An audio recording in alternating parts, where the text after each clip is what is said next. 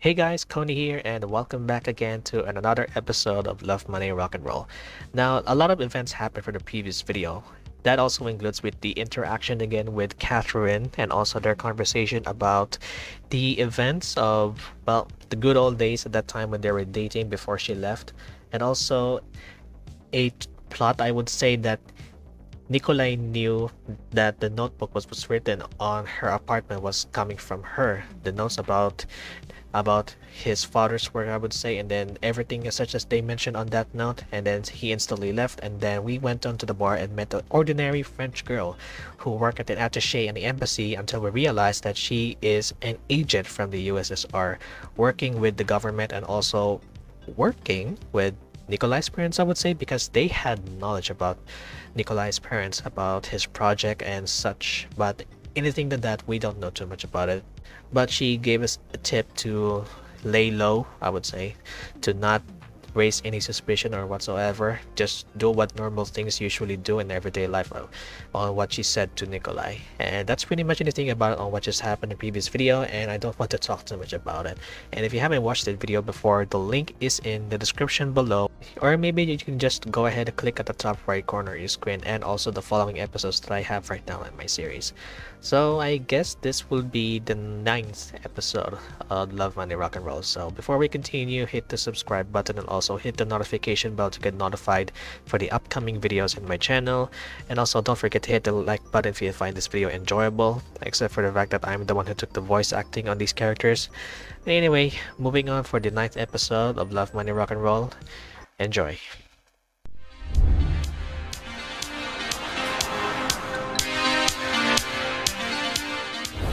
My parents and I were returning from a countryside trip. We wanted to see the Japanese outdoors, observe the sakura blossoms. My father talked non-stop, but I wasn't listening to him. All my thoughts were centered around Catherine. We hadn't seen each other much over the break. I wondered if she missed me. I sure did. Mostly, I think, because I could stay at her place till late, as Mrs. Winters would usually come home long after midnight. So we could sit, lie, and stand in the bedroom, guest room, bathroom, or even a hallway with walls thin enough to hear the neighbors walk by. "Are you listening to me?" my father shouted. But I had other things in my mind. And then I woke up in a hospital. Bruises, abrasions, and a broken arm. Things could be way worse. Maybe if I had been listening to him.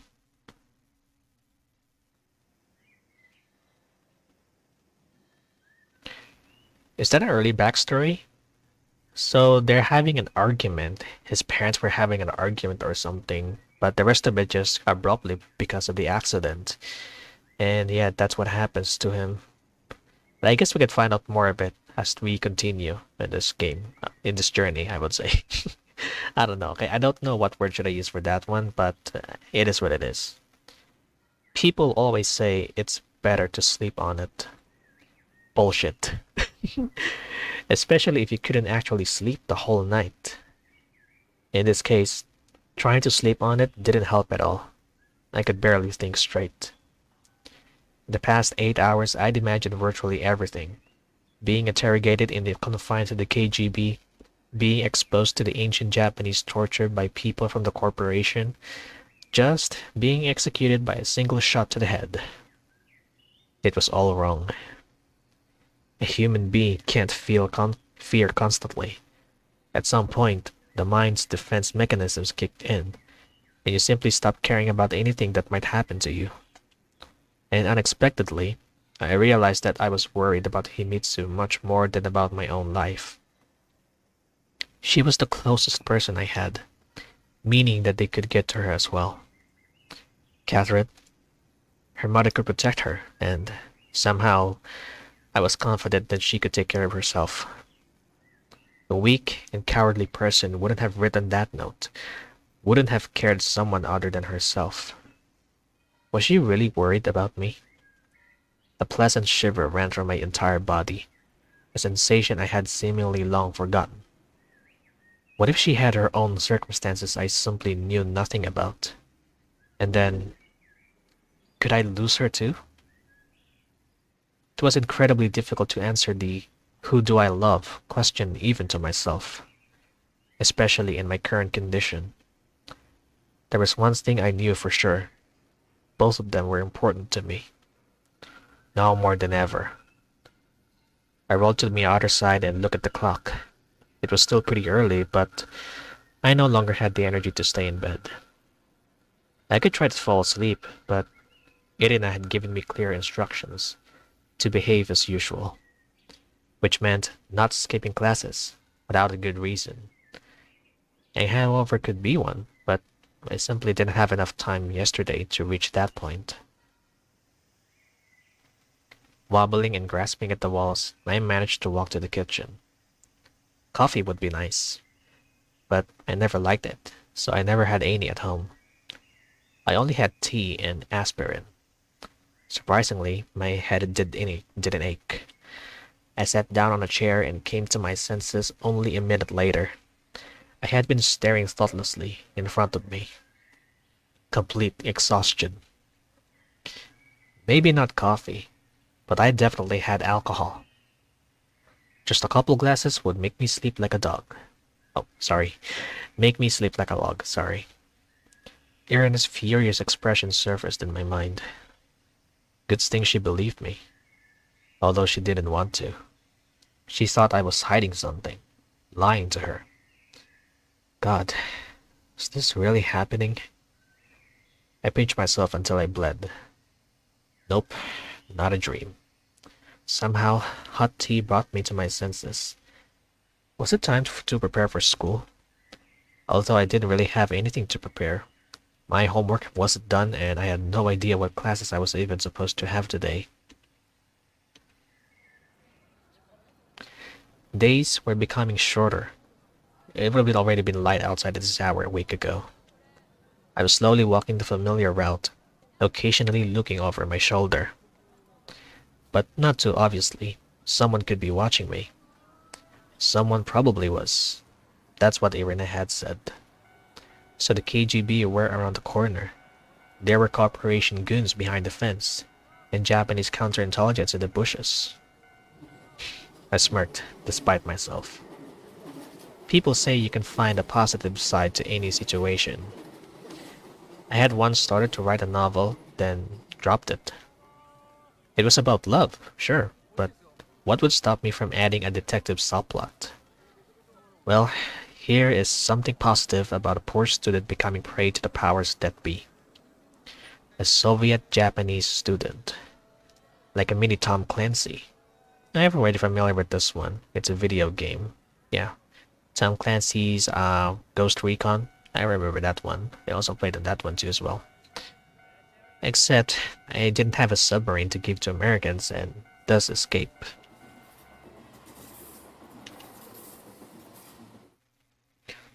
I walked into the classroom and sat behind my desk. Excuse me. Was I the first in class today? Probably for the first time in my life. It wouldn't take long for me to start volunteering to go back to the blackboard, get straight A's, and hang myself in the Hall of Fame. Unless, of course, someone would hang me first in a less crowded place. A head of red hair appeared in the doorway. Oh, Himitsu. Niku-kun, are you here? Imagine that. I responded loudly. Why are you sneaking around? Nobody's here yet. Oh, yeah, sorry. Himitsu laughed and walked to my desk. You weren't home this morning. Yeah, I couldn't sleep and decided to go to school early. Good.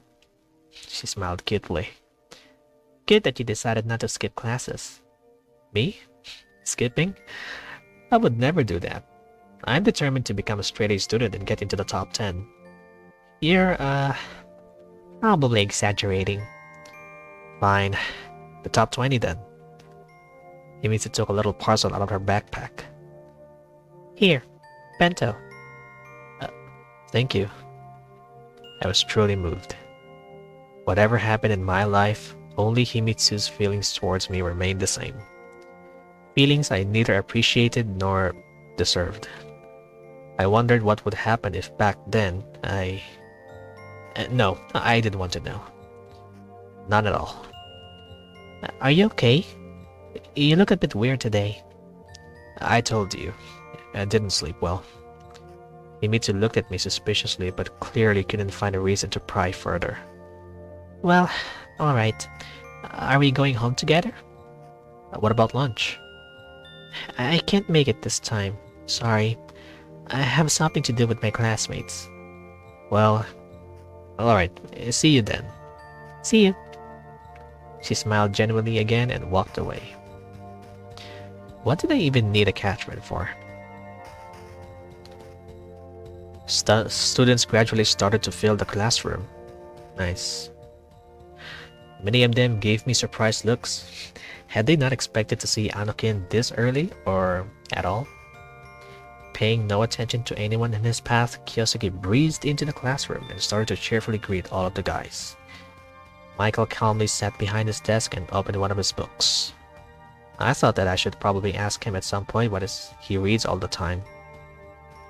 I was constantly looking at the clock. There were just few minutes left before the bell, but... And here came Catherine. She passed by, saying nothing but a short, "Hi." I couldn't say she looked normal. I didn't even know what normal was for her anymore, and what wasn't. I didn't know anything about her. Didn't know her. The conversation with Irina and this whole spy thriller business shifted my mind away from Catherine and my never-ending romantic indecision. But I knew perfectly well that the main source of agitation for me was not the note itself, but the fact that Katja had been the one who wrote it. Of course, there was a chance that she'd written it with good intentions. She might have wanted to warn me about something. But really, it was like we were playing a goddamn game of charades. The lesson seemed to last forever. I wasn't listening to the teacher at all, focused on my own thoughts. I had to decide what to do from now on. Keep my head down and act normally as per Irina's advice, or try to find something out as per common sense. Maybe I was just a student, but I didn't want to trust other people with the right to determine my destiny like a cow on a farm.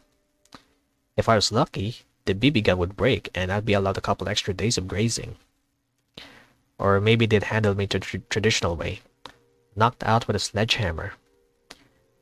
And though I had no one to ask about the KGB, there was someone other than Ellie I could ask about the corporation.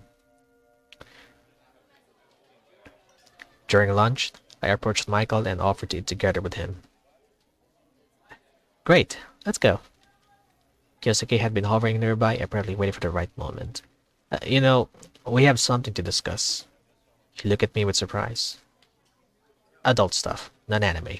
You wouldn't understand. Screw you. Michael didn't react to my somewhat strange behavior in any way. I wonder what that is. I found a spot behind a vacant table, put Himitsu's bento in front of me and waited for Michael. Soon he returned with a tray in his hands and took the seat opposite from me. Pretty quick today. Yes, almost no queue. Lucky you, he said calmly, pointing at my bento. Yeah, happens. I grinned like an idiot. The canteen was too noisy, so I proposed we finished our food quick and went up to the roof. Oh, ZG. Nice. Alright, let's see. How was your weekend? Not quite as planned. What happened? Movies. He replied briefly. Oh, yeah. Sorry. I get it. You must be having a lot of problems. What makes you think that? It's pretty obvious. Obvious, is it? I'm like an open book to you. So, what do you want to talk about? You didn't invite Kyosuke. Something serious? Still hadn't decided whether I could trust Michael, and if I did, then to what extent? Of course, telling him the whole truth would be a mistake, but if I wanted his help, I had to at least give him a general idea of the situation. Your father's work is related to Kobayashi Corporation, right? I'd say his company is just a business partner. What did they even do in this corporation? What kind of business? Michael looked surprised. What kind? All kinds. It's a transnational company, remember? They work with virtually everything, from stuffed animals to satellites. Well, that was already clear. Okay, what does your father's company do? Construction. What kind? Civil construction. That was close, but not quite it. I doubt that my parents were killed over a poorly designed bridge. Got it. Thanks. Should I even ask why you're interested? Probably not. I can ask my father something if you want. How was I supposed to respond to that? If what Michael said was true, it was unlikely that his father was connected to the corporation's shady dealings. No need. I don't think it will help me much. Nick, if you're involved in something dangerous, it might be better to talk to. He went silent for a second, remembering my family situation. An adult. Yeah, right. Adults haven't helped me much lately. In fact, adults had dragged me into this. I hope you know what you're doing. Me too. With the conversation seemingly over, Michael was about to return to our classroom. I'll hang around a bit longer. You go ahead. Sure. He shrugged. I wondered where Catherine had her lunch. I never saw her with a bento and didn't recall her even cooking herself. I started to feel sleepy again. Luckily, the canteen had coffee. A few gulps of the nasty, sour swill woke me up in an instant. Just like Japanese people had a low tolerance for alcohol, I had relatively low tolerance for caffeine. My heart was beating so hard it felt like I'd just run a 100-meter dash. Walking through the school corridors, I felt almost safe. After all, this place had too many people to... To what? Irina had told me that the resource that possesses information is a valuable resource. Therefore, it would be worthwhile to increase my value, and hence my chance of survival, by obtaining information. I returned to the classroom and was interrogated by Kyosuke almost immediately. So, what? How did the lunch go?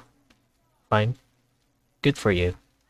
He made an annoyed face, clearly expecting me to apologize or at least feel guilty. Let's talk about this another time, okay? For the rest of the day, I could only think about one thing. To be more precise, about a number of things recently brought variety into my life. May you live in interesting times, was it? I felt uncomfortable knowing that Catherine was sitting behind me. What if she was staring at me in the back all the time?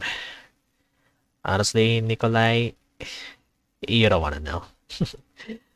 What was she thinking about? What was she doing? Maybe she was writing another note. Drinking that coffee was a mistake. I could have slept during class. Okay, now where was I again? Oh yeah. I doubted anyone would try to wake me up. Such behavior was the norm for Nikolai Anokin, and fighting it was as effective as jousting windmills. Irina told me to behave normally. If only I knew where the border of normalcy was drawn. Class was finally over. The crowd at the shoe lockers was full of happy chatter. Some were about to go to the movies, some to karaoke, and some on dates. I changed my shoes and walked into the schoolyard, stopped for a minute and felt infinitely alone as I watched students quickly walk past, paying zero attention to me. Like a yellow leaf in a river, caught on a piece of wood. But I wasn't the only one in this position. Catherine was standing at the gates, clearly waiting for someone with a bored expression on her face. She wasn't looking in my direction, but I wasn't moving either. Simply because I didn't know what to say, not to mention I outright hadn't slept in 2 nights and didn't have the mental energy to come up with something sensible to start a conversation with. It seemed like something like this had already happened before. When I ran after her, I caught her by the hand and she threatened to scream. It felt like that moment had happened way over a week ago. Though I wasn't just afraid to approach her. I feared even to appear in her line of sight. Was I afraid she'd notice me? Was I afraid to simply walk out of the school gates, leave that safe territory? Finally, a car stopped near Catherine, and she got in. Since when was Catherine picked up from the school like that? I wondered. And not everyone here had a personal driver. I couldn't remember Mrs. Winters doing anything like that before. Could she be in danger too? Nico-kun! Himizu's cheerful voice came from behind me. I flinched in surprise and turned around. How was Bento? She asked, running up to me. Very good, thanks. I wouldn't be able to say what had been even in my life depended on it. It definitely had some rice though. How was your day? Very tiring. I wondered if she saw me stand there staring at Catherine. What about you? Wonderful. We were getting ready for the school festival. Our class wants to make a cafe. For a second she fell silent, embarrassed. Do you think I'd look good in a maid outfit? I'm sure you would. Will you come by? We'll have cupcakes and shortcakes and layered cakes, and I'm already practicing cooking them at home, but I'm not letting you try any yet, just in case. Himizu laughed and now looked absolutely innocent. So much so that I found it hard to look at her. What's your class gonna do? For the school festival, you mean? As if I knew. We're putting on the Prince and the Pauper. Really? No. Hey! We haven't decided yet. Graduation class, you know. Exams and all that. I lied. Let's go? I took Himizu by the hand and left the schoolyard looking straight ahead. Nico-kun. She weakly tried to protest, but her hand did not let go of mine. Himizu kept telling me about her class plans for the school festival, but I wasn't really listening. Why was Catherine picked up by the car? Was that a one-time thing, or would this happen always from now on? She could not have noticed that yesterday I was basically in a panic when I fled her apartment. Katja was a smart girl, and would probably draw the right conclusions. To add to that, whatever reason she had to leave the note, Catherine clearly knew more than I. Hello, Ersten Nico-kun. Huh? What? You're sleeping on your feet, Himizu said kindly. That's exactly it. Maybe you should have stayed home today after all. Yeah, tell that to Erin. Nope, I definitely should have. Definitely not today. Why not? I looked at Himizu's beautiful, surprised face and knew what I had to do. I had to tell her what had happened yesterday. Because she too could be in danger. Because she was the only person in the whole wild world whom I could trust. I love you, I said seriously. She stopped and froze with an expression of utter shock on her face. Nico-kun? We need to talk. I need to tell you something important. Himizu's expression saddened. Strange. I was sure she'd be glad about the confession. Why do you say this now? It's not true. Let's go. We'll talk at home. She followed me limply, automatically her head cast down. Oh boy. Anyway, we were silently sitting in the kitchen, avoiding each other's eyes. What I had said about love, was it really necessary? Some words can't be taken back, and I was sure Himizu knew full well that I wasn't telling the truth. At least that my words meant something different from what she wanted. But let that be a noble lie. And I was about to tell her the truth here and now. The truth that she had to know. The truth that was currently more important.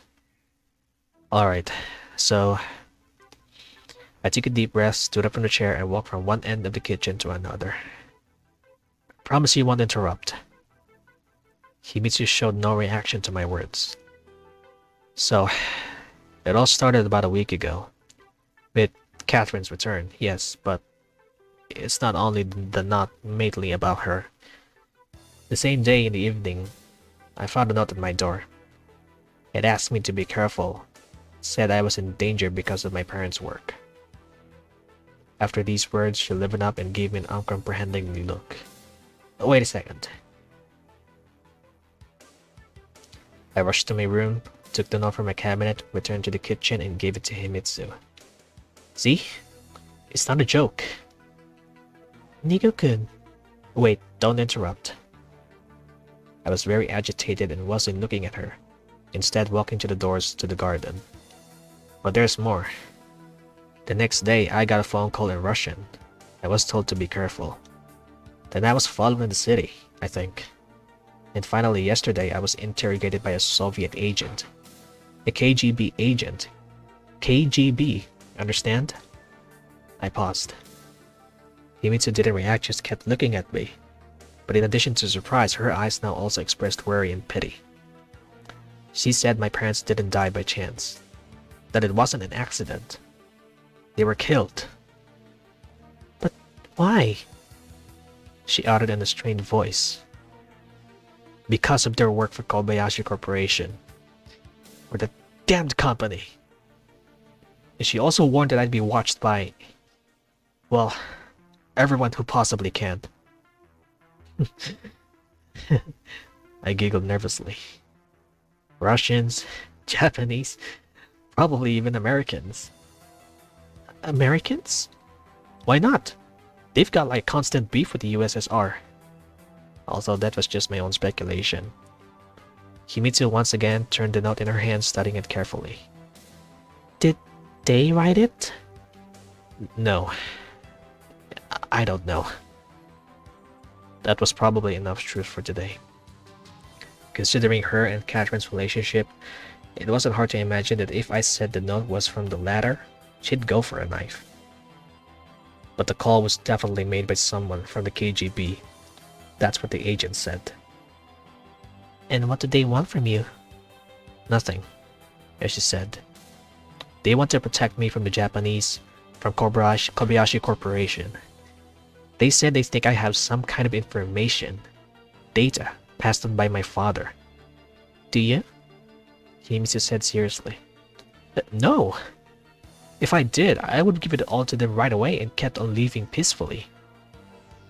A long silence followed. I was desperately waiting for Himitsu's reaction, but she wouldn't say anything.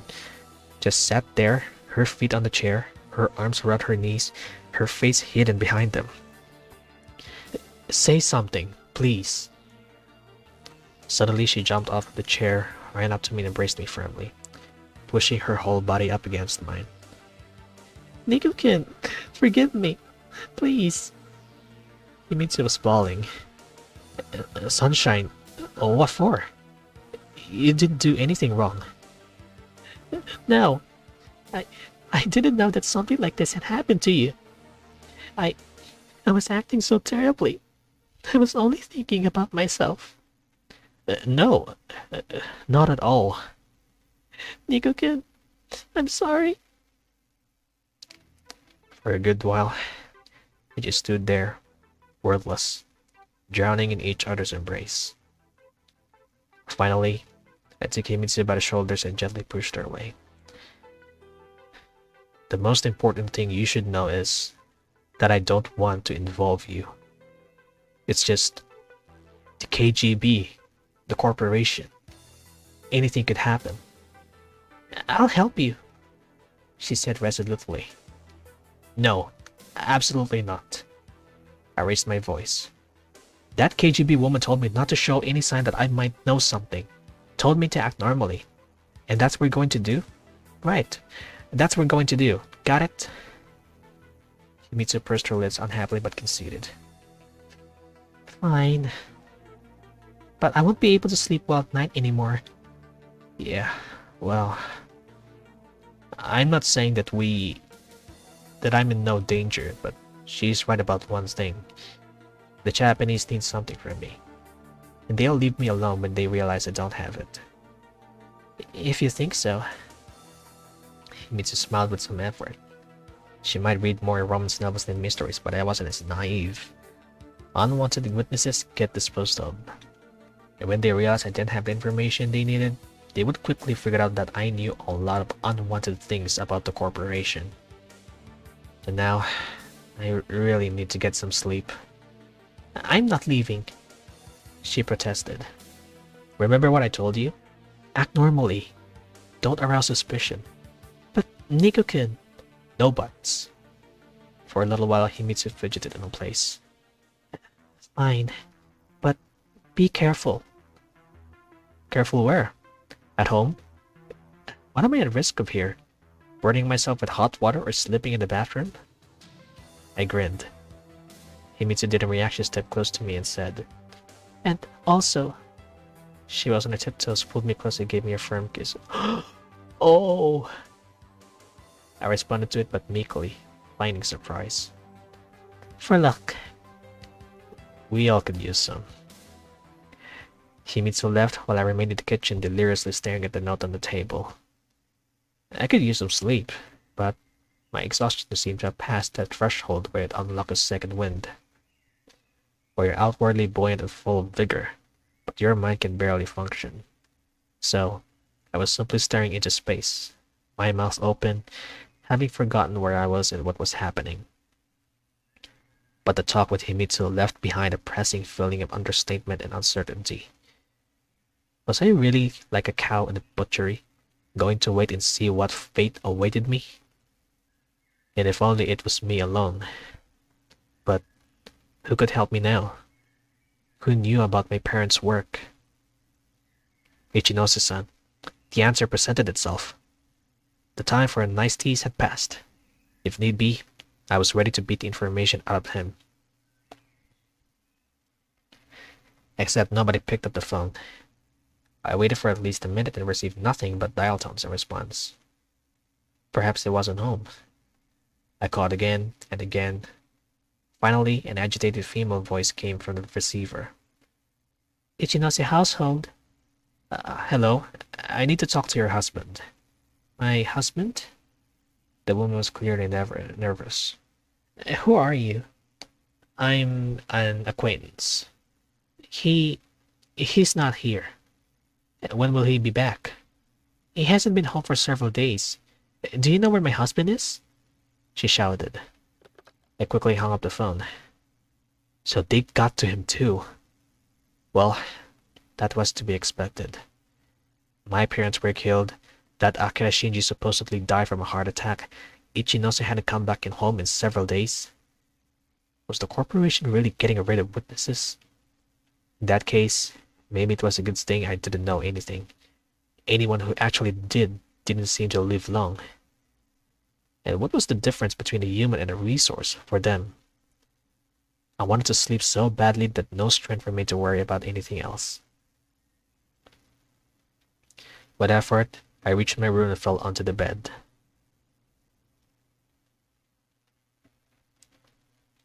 I dreamed of having broken an arm, that instead of a plaster, I was just given a splint that constantly threatened to slip off. It also turned out that the arm was fine and had been brazenly tricked by the hospital. Then Kiyosaki came and started to loudly laugh at me. And finally, the phone rang. I walked to it and answered, and heard Ichinose-san's voice in the receiver. Hello, Nikolai, is that you? What are you doing there? Oh, but it wasn't the phone. It was the doorbell. Barely able to find my way around, I dragged myself out of bed and still half asleep, went on to open the door. I wonder who that is. I found a young man wearing a uniform at my doorstep. Are you Anokin Nikolai? Well, yeah. He rummaged through his satchel and pulled out a small envelope. A tiny one, naturally. I didn't know they made them at that small. Sign here. He extended the clipboard to me with a piece of paper attached to it. Right here. I casually whipped out my scribble and smirked. Should I bring you the income too? What's this? Ah, personal seal. Alright. The courier gave me a weird look, bowed deeply and bade farewell. Have a good evening. In reality, I always used simple katakana for my signature, which did, of course, creates some problems in the legal sense, but was generally accepted for a foreigner. The realization of what had happened didn't come right away. I returned to my room, and only then I realized that I didn't usually receive letters, especially ones delivered by a courier. I hastily ripped the envelope open and took out a small folded piece of paper, a few sentences written on it. Nikolai, we need to talk urgently. Come to the waterfront after midnight and make sure you're not followed. We'll meet on the bridge. Ichinose. I don't believe it. I reread the note several times. What if it was a trap? No, it seemed too complicated for the power with that kind of power. For instance, I was home alone right now. And always, really. What stopped them from kidnapping or killing me? And the note was delivered right after my call to Ichinose. At midnight. What was even the time? I looked at the clock. It showed a few minutes past 11. It would take me more than an hour to reach the waterfront.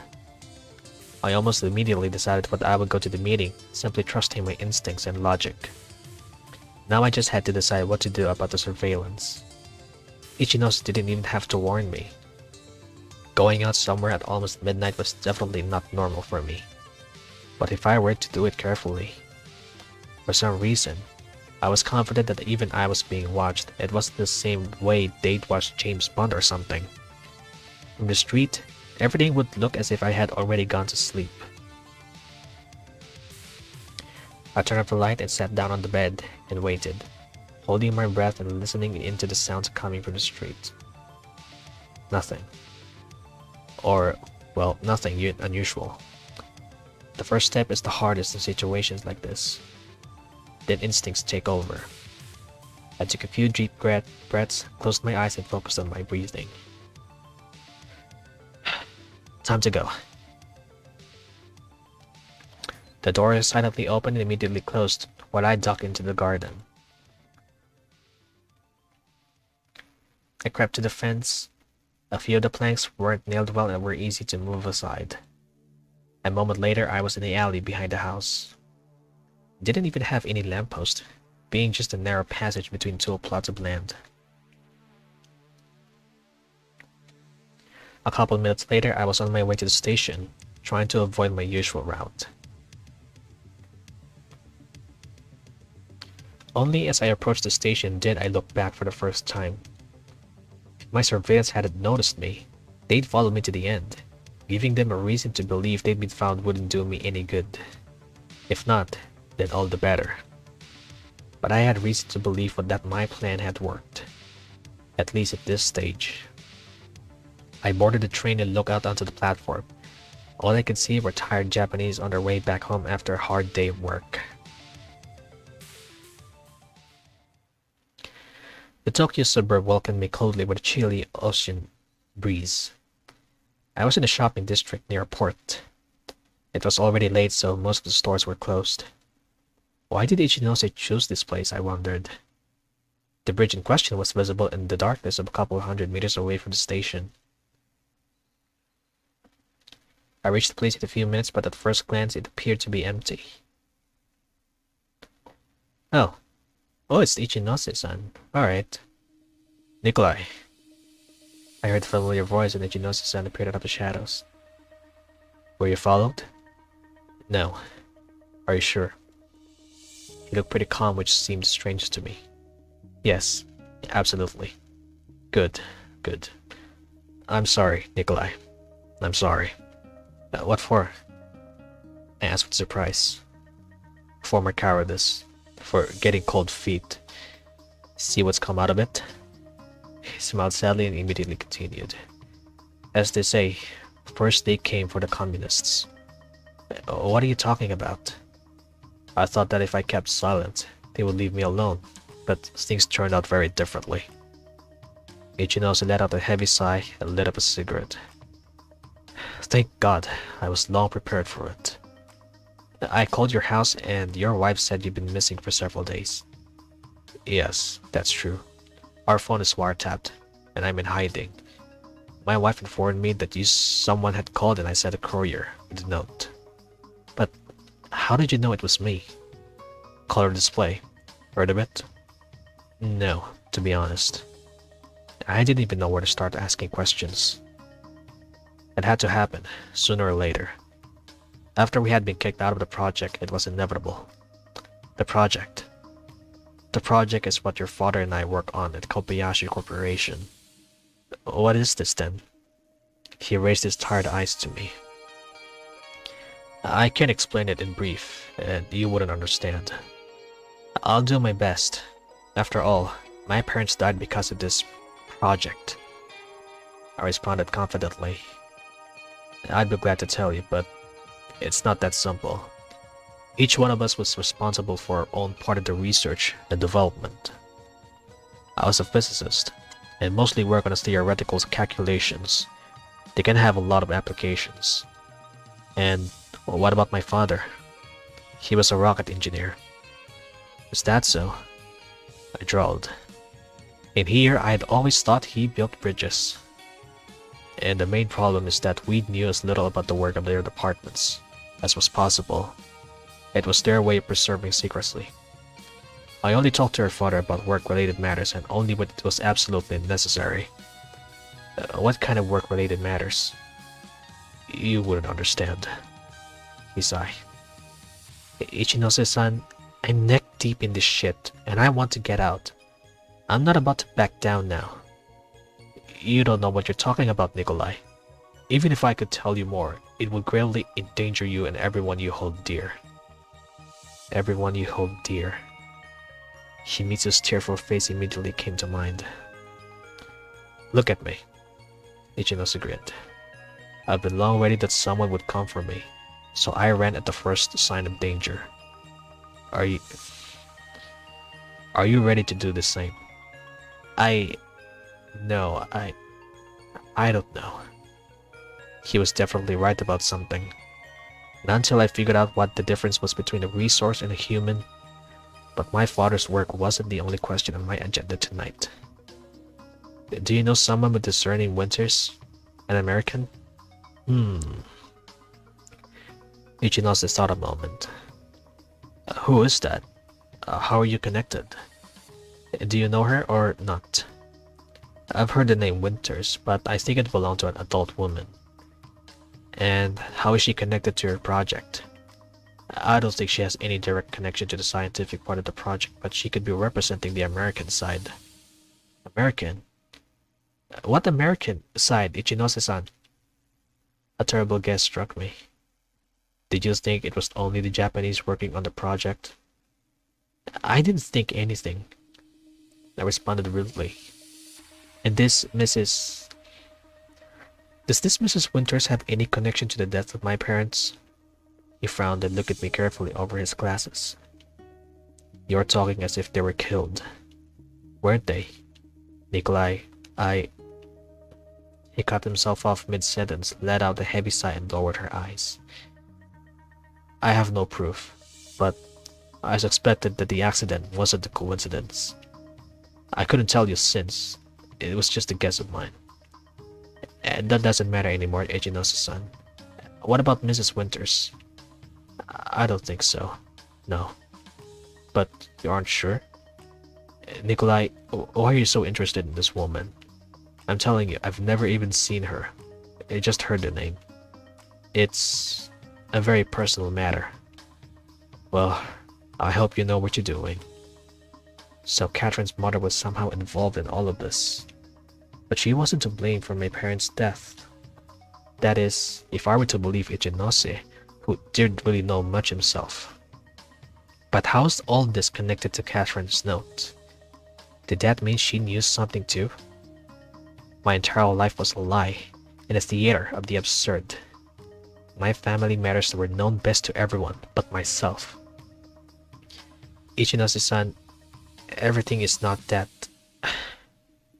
I need time to digest it all. I understand. By the way, he sighed and turned away, clearly bracing himself. I haven't told you everything about Akira Shinji. He's not dead. I looked at him with a silent question on my face. At the time, it seemed to me like I was doing the right thing by not telling you the entire truth. Not to mention your phone is wiretapped the same as mine. He was taken by people from the corporation, so in a sense, he may be as well dead. And this Akira Shinji, who was he? Oh, now he was a big deal in the project, and most likely knew much more than I. Then we need to find him. That won't work. It's Kobayashi Corporation, remember? He could be anywhere. Ichinose Poste continued in a lower voice. He may very well not be alive anymore. But then, what should we do next? We? He gave me a somehow fatherly look and said, I plan to keep hiding from the corporation, and you? Better keep far away from it all. Better yet, return to the Union if you can. I can't. I can't abandon Himitsu. Not until I was sure that she wasn't involved in any of this. That she wasn't in danger. In that case, I can only remind you to be as careful as possible. I've heard that a little too often lately. Perhaps the corporation will leave you alone when they realize you have nothing to offer. After all, you have no direct connection to the project. Ichinose-san, thank you very much. No need to thank me. I did what was right. Will we meet again? You look annoyed, but only for a moment. Here. He handed me a small piece of paper with a telephone number written on it. Memorize, throw away or burn the paper. Anything so long as you don't keep it. This is the phone number, my nephew. You will need to ask if Agawa-san is at home. You'll be told that you've got the wrong number and find a way to get in contact with you. Ichinose-san, whatever happens, thank you very much. I bowed deeply. Alright, enough now. He grinned. Be careful on your way home. And then he disappeared into the gloom of the Tokyo waterfront. Jeez. The next train home would only come early in the morning, so I found a phone booth and called a taxi.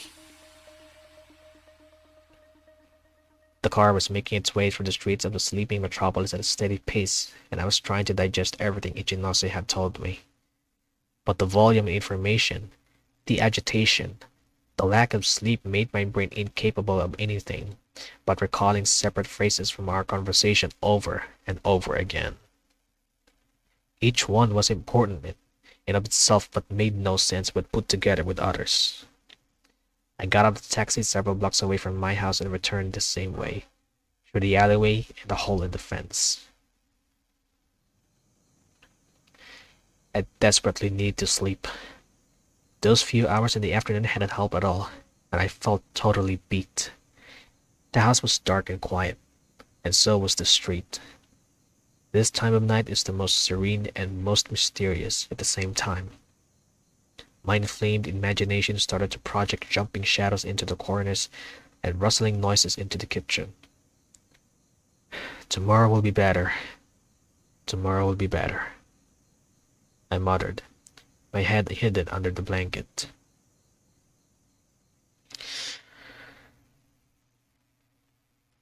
Whew. Well, that's a lot of info to take in now that Ichinose is still alive. September 15. Alright. We're still focusing on the two-story arc. I think it's Catherine and Himitsu, I would say. I don't know. Anyway, I gotta have to save this part for the next video. Wait, I'm still recording. Yep, I'm still recording. Yeah, I gotta have to save for this one for, I guess, for the 10th episode. I mean, oh my god, but take a look at this. We just finished the entire page and there's more left to come, and we're just getting started on focusing on the development arc with Nikolai and Himitsu, as well to the entire backstory with these two and the events that might uncover as we progresses it. And yeah, that's pretty much anything about it. I guess I have to take a entire video to summarize it in just 3 minutes or 2 minutes, I would say, on the next video. But yeah, that's pretty much anything about it. So thank you so much, guys, for watching, and I gotta have to take some rest right now. And my voice needs a rest as well. I've been taking a lot of, intake of garlic fried rice earlier, as I mentioned, but I think I didn't. I think I never mentioned that before. Yeah, I ate too much fried rice with garlic on it, so I apologize. Anyway, see you guys in the next video. Take care and stay safe. Goodbye.